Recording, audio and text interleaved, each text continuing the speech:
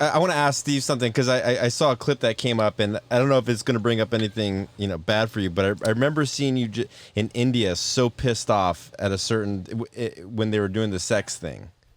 And was that because why was that? Because you only saw clips of you like, dude, you guys are just fucking pissing me off. Right. I don't mind a bit. See, Wildboyz was super homoerotic. We just got a real kick out of wearing G-strings and like doing like homosexually suggestive stuff because we felt that like the macho sort of jock like like homophobic people we loved the idea of getting a rise out of them. We're pushing our culture. We were ahead of our time. But I told all the guys, I was like, hey guys, that's it, man. Like there's no like no more gay stuff. So the first scene they put you in was the gay stuff. Right. And like for the rest of Wildboyz, he was having an inner struggle. For the rest of Wildboyz, like it became a thing like the movie Airplane. Like, looks like I picked the wrong week to quit acting gay. That's funny. He'd be like not into acting gay, and then the next day like he'd do something super gay. But it's weird. Like it's just dynamics of like when it's two dudes filming, it just happens. Like even on Robin Big, like there was like a lot of like homo like like jokes like. It just happens, I think, the dynamic of two guys, traveling around together. But it was funny, like right. But at the time, yeah, it was ahead of its time, and now it would be totally cool. But the world wasn't as accepting of a place like just that short time ago, as it is now. And sometimes I'd watched an episode of Wildboyz, and I'd think to myself, God, that wasn't gay enough. And then I'd hear like MTV's notes or like. Some other people we work with to be like, we got to tone down the gay thing. They think we got to tone down the gay stuff. And I was like, I watched that same episode, thought it wasn't gay enough. I remember, I want to say it was like right after Wildboyz came out, my dad and I were in Florida, went to the skate shop, and there were a couple kids skating outside the shop. And I just kind of like walked by proudly, sort of displaying myself, like thinking, oh, these kids are gonna recognize me. My dad's gonna be like proud of his son. I'm walking by like kind of proudly, and the one skater kid right in front of my dad, the one skater kid says to the other one, "Yo, dude, that's the guy from Wildboyz." And the other guy doesn't even look up. He goes, "Those dudes are gay." So rad. That's funny, dude. Yeah, what? All that stuff was funny. Like, and I was just like, who cares what people think? Like, it's funny. Like, and now we don't like it's just whenever we were pushing it.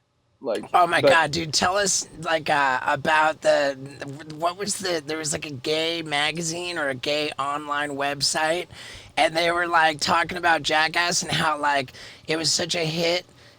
It said like Knoxville, of course, is the best looking of the Jackass boys, but Steve-O seems to be the most likely to suck your dick if you got him drunk enough. Yeah, it's okay. I think it was like Village Voice.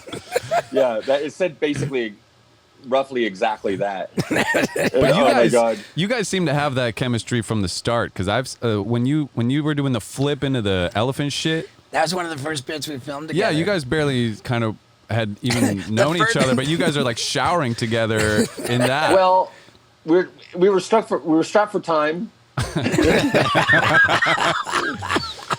And it was just all us guys there, like, but really, like, a long time ago, before Jackass, I realized like whatever you do, it's going to be way funnier if you're naked. Like, oh yeah, and 100%. It basically comes down to that. Like, and unfortunately on TV you can't be totally naked, so the G-string is the closest you can legally get. But I mean, and G-strings are just rad. Even though I always preferred the more conservative Brazilian cut. Brazilian cut are awesome too. They are. That was what the cheetah, because people always say, "Oh, your leopard print thong." No, it's a cheetah Brazilian mankini. Is that exactly what it is? The Brazilian cut, especially if your butt's not like up to snuff, like maybe your butt's not in shape, as good a shape as you'd like it to be. The Brazilian cut can be very flattering. Yeah. As you can see on any woman at the beach, wearing one. But but it's funny. I found out, I looked up thongs or G-strings, and it's the first article of clothing that man ever wore. Wow. You know there you go. Yeah. Not a loincloth? The original. Like A leaf? G-string, basically. A leaf. I mean, it's to, basically keep the elements out, especially if you're a woman, I assume. But yeah, or if you're a man, for the most basic article of clothing is a G-string. There you go. But I think, it was just whatever you do, doing it naked it just makes it 10 times funnier. And if you're on just fire, because it's cooler. a lot of stuff that we did, I like, and people were so worried about like people thinking that they were gay, like, and it different times, or back then more than they are now, because of trailblazers like us. I mean, I'd like to think that we are a part of like opening like people's minds a little bit, Right. I would say that that's fair to give you guys some credit, at least, for kind of pushing that envelope for my generation. We grew up watching you guys do all your gay shit on TV. We single-handedly rid the world of homophobia. You fixed it.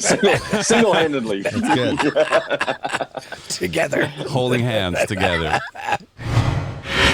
Yeah, dude.